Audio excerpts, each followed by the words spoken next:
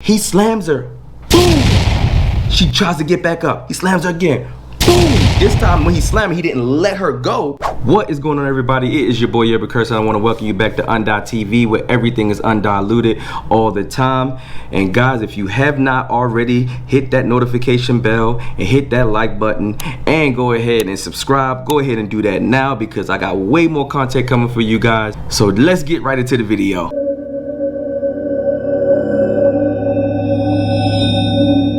Alright, so guys, as y'all can see by the title of this video, this is my story time of how I met my first love. It's kind of a Romeo and Juliet story. So this may be a part 1 and a part 2, because part 1 is pretty much how I met her. Part 2 is after I met her and all of the craziness that happened. So I was in ROTC, JROTC, the military. I mean, this is like a military class or whatever the case may be. If you don't know what JROTC, because some schools don't have this. I was a part of drill team. Drill team is where you have the little rifles and the swords and all that other craziness, and you do left, right, left, all that stuff like that, all of the commands and everything. So I happened to stay after school this day. And when I stayed after school this day, I also had football practice, but I went to the JRTC because that was like my safe haven, I guess. Like if I got in trouble, I just went straight there, and I got Gunny to get me out of whatever trouble I was in and all of that. So I went to the JRTC class to just hang out that evening until the afternoon bus came, because we had an afternoon bus that took us home. As I was outside of the class in the hallway, a young lady came to me and was like, "Hey, my cousin, she likes you. She wants to talk to you." I'm like, "Cool. Who is your cousin? Like, where's she at and everything?" She's like, "Oh, she was behind me." I'm looking over her shoulder. I don't see anybody. I'm still looking over her shoulder. Don't see anybody. A few seconds later, I see a head peek around a pillar, and I'm like, "Is that your cousin right there?" She said, "Oh yeah, that's her right there." So I just seen the eyes. I'm like, it's like a little creepy movie, like dun, dun. You know what I'm saying? Dun, dun, dun, dun. Type of thing. So as I down the hallway, I said, "Hey, come here real quick, you know, come down here." So her cousin also tell her come down. She comes around the pillar, and man, it was like the sky opened up. She was light skinned, she had long pretty hair, she had a big old fat booty, she had these nice little whatever's, you know, the case may be. And I think I was in maybe the 10th grade at the time or something like that. I think I was in the 10th grade. And at this time, I was kind of a shy kind of person, but I also was a little bit outgoing at the same time, because I was starting to come into myself a little bit. So at this time, I'm like, she likes me. I don't really have to do too much work, so let me just see where this goes. She comes, she approaches me. We exchange numbers. I had like a little rinky-dink little Nokia phone or something like that, whatever the case may be. Let me rewind just a little bit. So earlier that day, I skipped class and I went to JRTC, the class, and I was going in just to sit in, because like I said, this was like my safe haven if I just wanted to like get out of class or whatever the case may be. They really wouldn't say no. None of my teachers would say no. So I'll go and I'm in the class, and then Gunny, he was a pimp, Pimp Gunny, he decided to tell me, he said, "Hey look, can you watch the class for me while I go to the office?" I'm like, "Cool, I mean, ain't no problem." So that was like my time to shine right there. Like, you go to the office, do your thing. You let a student watch the class, do your thing. So I'm watching the class, not really watching the class. So they were in formation. They were in their PT clothes, which was like a brown shirt and like some little shorts or whatever the case may be. So I'm just joking on everybody, joking on their shoes, joking on stuff like that, and just like pointing everybody out. And it's a classroom full of people, and I'm just messing with them because I had a little higher rank at that time when it comes to ROTC. So I did not know that this same girl, who is, I'm just gonna refer to as Juliet, was in the class. She was right there in the front row, and I joked on her, and I never paid attention to who she was because I was just so in the moment of like jokey, whatever. Now let's go back to being in the hallway. We get to talking. She telling me her name. Tell me her name is Juliet, which is not her real name. I tell her my name, what my name is. We started talking, exchanged numbers. After that, when I tell you we were together every day, like we were almost inseparable. Like every day, whatever chance we got, we were around each other. Now, just to go back a little bit further, before this class, Before I went to the ROTC class to just watch the class, all of the guys in the school were talking about this new girl.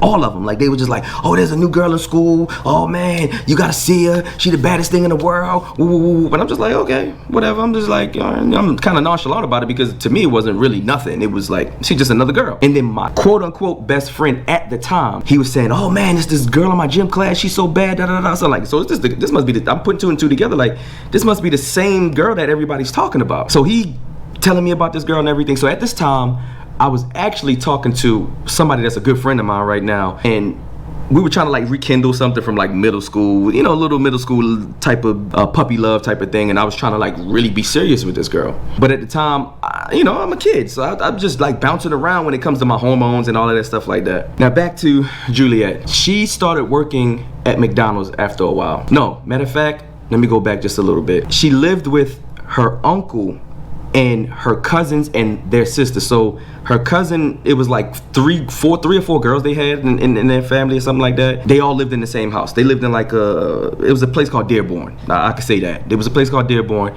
and I lived in Garden Village. Garden Village was okay. It was, you know what I'm saying? It wasn't the worst of worst. It wasn't the hood, but it wasn't the suburbs. You get what I'm coming from? Now where they lived wasn't too far from me. It was a couple miles away, but it was the suburbs. So they kind of had a better upbringing when it comes to money wise and all of that stuff like that. She would go to work, which was the McDonald's right down the street from the school.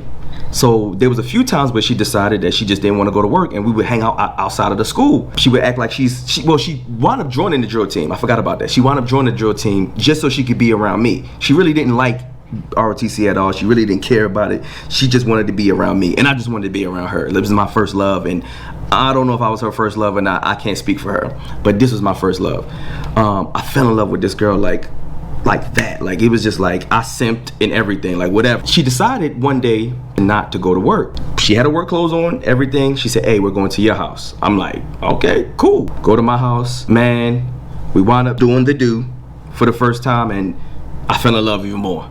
Like this is my first time ever like falling in love with doing the do with a woman. I never thought that would happen. It wasn't a woman. We were both kids. We're both kids, and we really shouldn't even been doing it. But whatever, it happened. It happened. At this time, I'm really starting to get into her even more and more and more, and I assumed that she was getting into me more and more and more.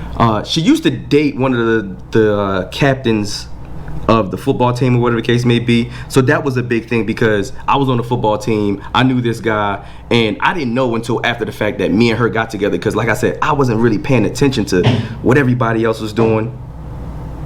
Okay. I wasn't paying attention to what everybody else was doing. I was just like in my own little world and everything. I found out she was dating this guy. I kind of like wanted to just break it off because I don't like leftovers. Like I'm still like that till this day. Like if I know that somebody that I know slept with a person that I like, I'm not gonna like them no more. I don't know. It's just a thing in my head where it's like I don't want leftovers. You know what I'm saying? I know everybody has a past, but at the same time, I don't want to know who you slept with. I don't want to know them personally. I don't want to be around them. So anyway, we started to hang out in the hallways and stuff like that, and I fell in love with this girl over, you know, that encounter and all of that, and we started to have those encounters more. Now she asked me to go to a ring dance, which was, so this had to be my 12th grade year, not my 10th grade year, because we went to a ring dance, and the ring dance was actually so you could go get your class ring. I didn't care about dances. I never even went to prom, and I was invited to 6 proms.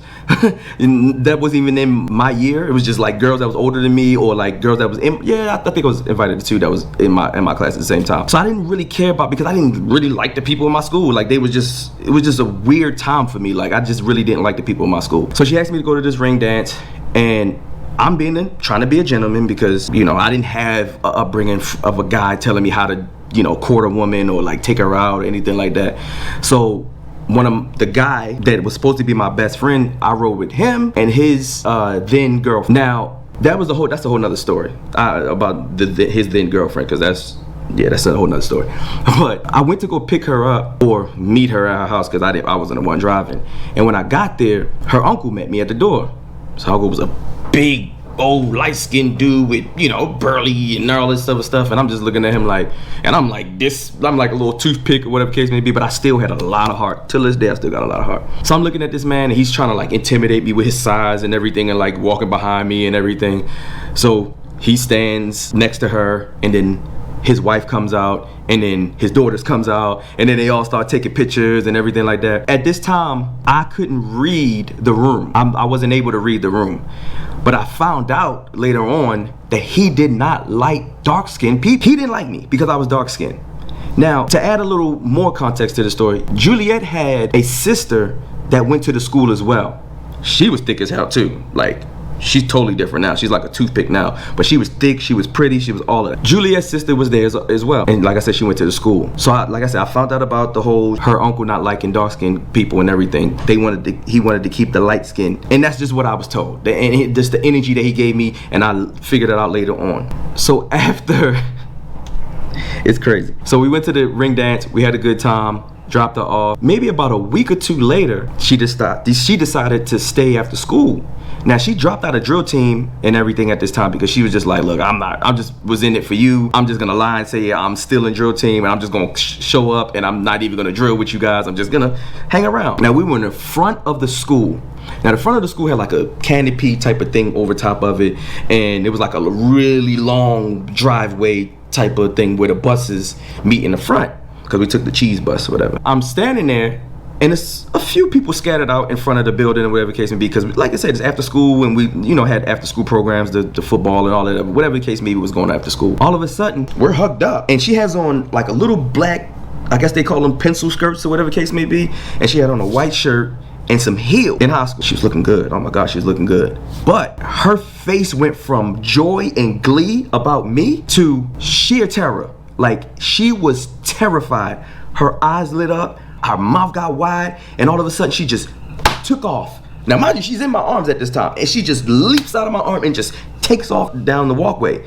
And when I'm saying she's in full sprint in these heels, like full sprint, like showing up, she should have ran track when I ran track, because she was gone. Now as she in full sprint, there's a car, this is her running, and there's a car behind her, just like, I'm talking about peeling out, just driving behind her. Man, all of a sudden, she tries to run to where the auditorium is.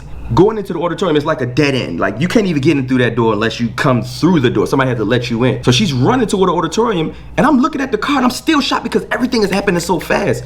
And I'm like, yo, what the hell is going on? All of a sudden, I see this big old dude jump out of the car. This dude, later on, I noticed after everybody started saying it, was her uncle. Her uncle gets out of the car, takes her up. I'm talking about like a sumo wrestler, like WWE, WWF, whatever you want to call it, wrestler, and picks her up by her stomach like this and slams her. Boom! Now, my instinct is just to go whoever this guy is, to try to help her. But as I'm running, I'm hearing everybody saying, no, no, no, calling my name. Hey, Curse, no, no, no, no, don't go. That's her uncle, leave her alone, that's her uncle, he crazy. And I'm still like running, but I'm like, what they're saying is like finally seeping into my subconscious. I'm into my conscious. I'm like, okay, let me get back to it. And then I noticed it was him because I met him that one time, but I really wasn't paying attention to him because I really don't care about people, fathers and all of that stuff like that. And I just don't. So he slams her. Boom! She tries to get back up. He slams her again. Boom! This time when he slammed her, he didn't let her go. He kind of like slammed her and then picked her up, and he carries her to the car. Opens the back door. She kicking and screaming. He takes her, slings her in the car. Boom! Hurried up, shut the door, gets in the driver's seat and peels off. Skirt! Now I'm just standing there with the dumb face like, what is going on? Like, what just happened? Like, and why did he just do that? This man was jealous of me dealing with his niece. Till this day, I kind of think, I may be wrong, I kind of think he wanted his niece. I don't know. She was bad. Like, yeah, you might hit it. I don't know. It's a lot of creepy people out here. I'm not gonna put that on him, but I'm just where I'm coming. I think so. Now, come to find out, her sister snitched on her. The same Juliet's sister, the same one that went to the school with us and everything. She snitched on her because she liked me. And she didn't like the fact that me and her were hanging out with each other. Now, I didn't know this. I'm oblivious to when people flirt with me, when women flirt with me, and when they show me that they like me. I'm just so oblivious to it. Like, till this day, I'm still oblivious, and I'm in my mid-30s. I just don't know. I'm just always in the whirlwind when it comes to that. She ratted on her and let her uncle know that she was out hanging with me. So I get home, I get a phone call from her, and she's in the bathroom whispering, hey, he's sending me back.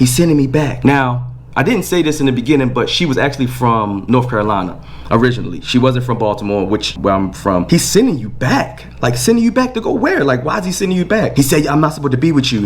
He's sending me back. Literally, he sent her back that same night on a bus. He got her a bus ticket that same night and sent her back. When I tell you, I was heartbroken because it just happened like that. Like, it was abrupt. He just came out of nowhere, did what he did, got her out of my life, and just left. But somehow, this is before Facebook and Instagram and all of that foolishness, when you really had to sit there and pen a letter. You had to sit and pen a letter. So we used to correspond through letters. And this is over maybe about a year's time that we used to just pen these letters. And we would just tell each other how much we love each other, you know, how much we miss each other, how much we want to be around each other, how one day we'll be able to see each other one day. I just didn't know how, because I'm like, at this time, I didn't know how to get to North Carolina. I didn't have a car. I didn't have anything. You know what I'm saying? It just wasn't a thing for me to even go to North Carolina or anything like that.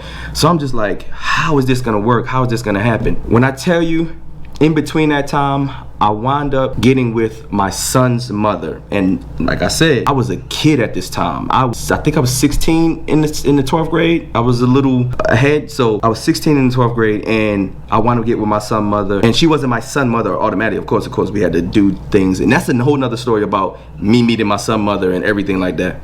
So at this time, we got together, and we wound up dealing with each other on a serious level, but I still was in love with this girl. So I'm gonna end the story off right there, because there's actually a part 2 to this. So stay tuned, everybody, for part 2. Don't forget to like, comment, subscribe, y'all. Don't forget to tune in for part 2, because it gets way more juicier than what happened right here. So just stay tuned.